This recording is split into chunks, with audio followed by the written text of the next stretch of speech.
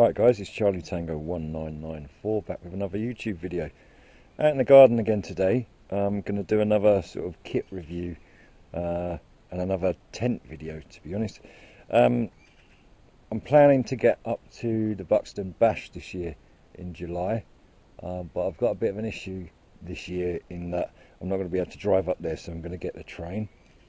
What that means is I'm going to have to carry everything I need in a rucksack or whatever on the train to get up there. So I've been having a look through the kit that I've got, and there's a particular tent which is the right sort of size, the right sort of weight for me to put it in a rucksack.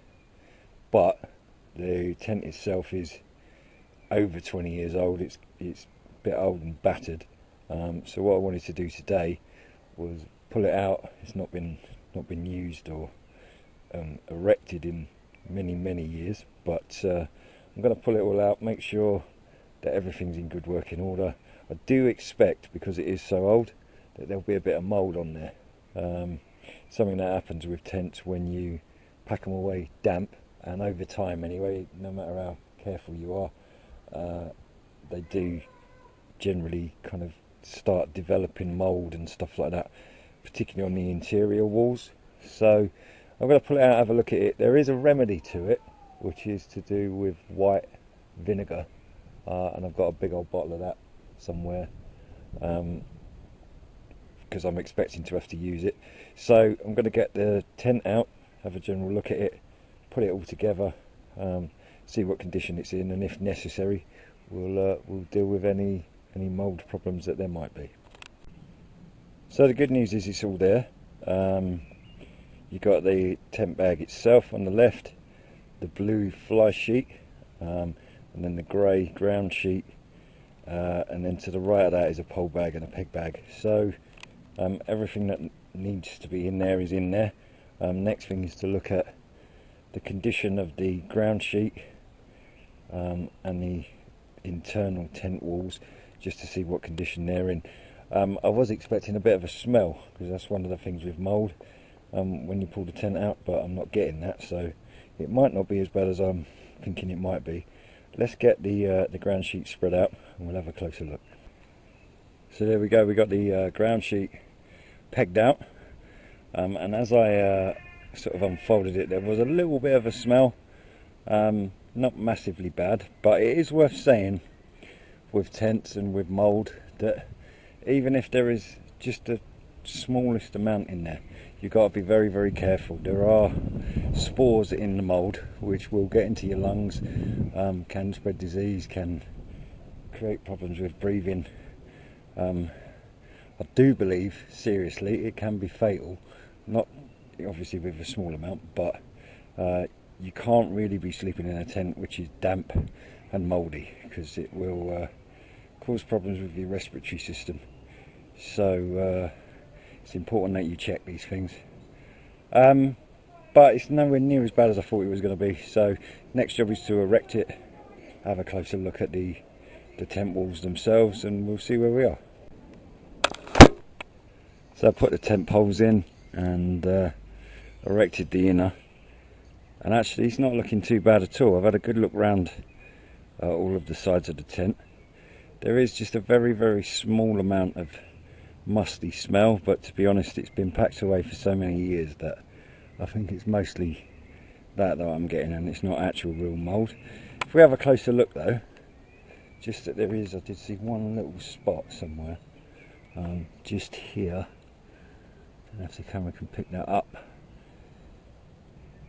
I can't even see it myself, so there's a couple of little dark spots which are the mould, but they're so small, it's just the beginnings of. There's another spot over there somewhere, but generally it's in pretty good shape. There's no discoloration. What you'll see is kind of darker patches normally, sometimes even green bits where it is actual mould, you know, when it's been developed for a while. But no, it looks like we're safe, in that this tent is safe to use for the Buxton Bash, so that's what we're going to do. What I will do though, because it is a lovely sunny day and this has been packed away for so long, I'm just going to run a hose over it, just give everything a bit of a rinse, let it dry out in the sun, and it should all be nice and fresh when I need to use it for the Buxton bash.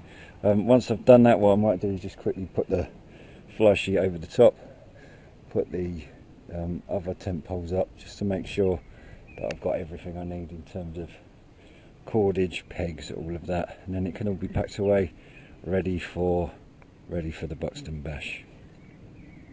So I've given the tent a bit of a rinse off, and if you can see it, but there is a slightly darker patch there which I might actually treat today. It's not a major patch, but you can see there are darker marks across the bottom there, just as the ground sheet ends, and we can add some, as I said, some white vinegar to that and get it cleaned off, hopefully. Cool. So I've left the tent out in the sun, give it a rinse off with the hose pipe, and it's all dried up, and I'm just going to have a look now at this spot of mould that I've got. Interesting enough, down where normally my feet would go, so not a major issue if I can't get it all cleaned up. But what I have got is this stuff, which is white vinegar. I saw a YouTube video where a guy had much more serious mould in his tent than I do, and he put this stuff in a spray bottle, sprayed it on the tent, rinsed it off again, and it seemed to get rid of a lot of it, so I thought I'd give it a go. What I haven't got is a spray bottle, so I've got an old scourer pad I'm going to use. Don't mind how much of this vinegar I use either. It was only a couple of quid. I don't even think it was £2, so I can be fairly lavish with it. But we'll give it a rinse off with this, and see if it makes the patch of mould clear up at all. Alright, we'll give it a try. So that worked out quite easy actually, mainly because the bottle itself has got a kind of, it's a squeezy bottle is what I'm trying to say. So I could literally just spray it all over the affected area of the tent. It's made the tent material go quite a lot darker where it's spread kind of the darkness of the mould across the material, so I'll do a job at trying to get that cleaned off, because it's not the end of the world as long as the mould is lessened or got rid of. It's a lovely smell of what is reminiscent of fish and chips because of the amount of vinegar. And one other thing I have discovered this morning is that I must have a cut on my thumb, because I put my hand down in what was a puddle of vinegar and it stings like hell. So I've got a cut somewhere on my thumb. So next job now is just to rinse it off and let it dry out. There's a few other things I want to do while the tent is erect, so I'll put the fly sheet up and there's some additional poles and bits and pieces. Then I might quickly, although this will probably be in another video, pull out some of the other kit that I want to take to Buxton, make sure that everything's going to fit inside the tent, and also start to assemble the kit so it can all go in a bag in a couple of weeks when I'm ready to leave, because everything is strewn all over the place at the moment. So I will rinse this off, leave it dry out, and we'll come back and have another look at it a little bit later. So put it all back and give it a good old rinse, proper sort of power washed it, and smelling a lot better. No real sort of musty or dusty smell from an old tent, and although it hasn't dried out completely yet, the patch kind of looks darker. It's kind of spread it out a bit, but I think it's better. I'd rather do that, get rid of any nasties that might be on the material. As I say, it's the foot end anyway, so I'm not too concerned the way that I would sleep in the tent, so it's all good. Gonna let it dry out now, put the last finishing touches together, then might look at some of the accessories in another video, but we're all but done. So there we go, fully erect, got the fly sheet on, got the front open, got the front vestibule I think they call it, but the sort of front porch bit on. And it ain't looking too bad considering it's like 20-25 years old. Colours are a little bit faded, and it's certainly been heavily used. I can't tell you how many nights I've slept in it over the years, but it's a bloody good tent. didn't cost a lot either. Probably 40-50 quid all that time ago. Probably was a lot of money back then to me. But it's supposed to be a 3-man tent, sleeps me and all my gear with a proper camp bed and everything really, really well. So this is an ideal size for one person really. So this will be what will be coming up to Buxton. I'm going to pull out some other bits and pieces. I don't know whether I'm going to include it in this video, but we'll have a look at some of the other stuff that I'm going to be taking up to Buxton with me. And again, the important part about that is I'm going to be carrying it this year because I'm not going to be driving.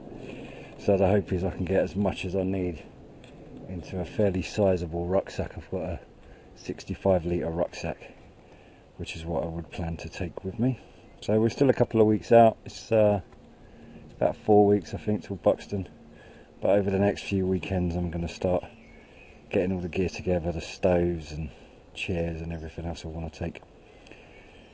Might even do another sort of Buxton kit, because it'll be 2 nights, possibly 3 nights under canvas, so a good weekend away.